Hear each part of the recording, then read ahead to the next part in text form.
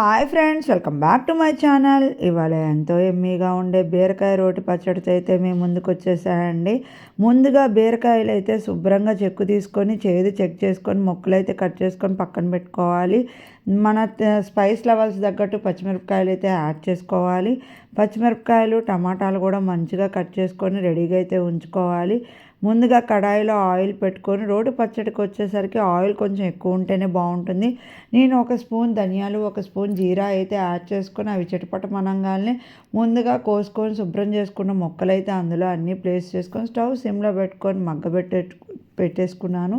ఈ కొంచెం మగ్గిన తర్వాత చిన్న నిమ్మకాయ సైజ్ చింతపండు అందులో పెట్టేసుకొని పక్కన పెట్టేసుకోవటమే అండి. ఎప్పుడైనా రోటి పచ్చడి రోట్లోనే బాగుంటుంది.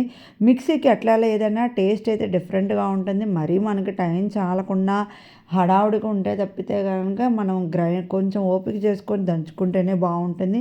ఇవన్నీ కొంచెం రోట్లో వేసుకొని దంచుకున్న తర్వాత చివర్లో చిన్నులపాయలు కొత్తిమీర కూడా మనం మంచిగా దంచి ముందుగా మెదుపుకున్న పచ్చడి కూడా అందులో వేసుకొని మొత్తం మంచిగా ఇట్లా దంచేసుకోవటమే అండి. వేడి వేడి అన్నంలో ఓపికగా ఒక ఆమ్లెట్ వేసుకుంటే ఇవాళ టేస్ట్ కానీ లంచ్ కానీ ఆసమ్ అని చెప్పాలి.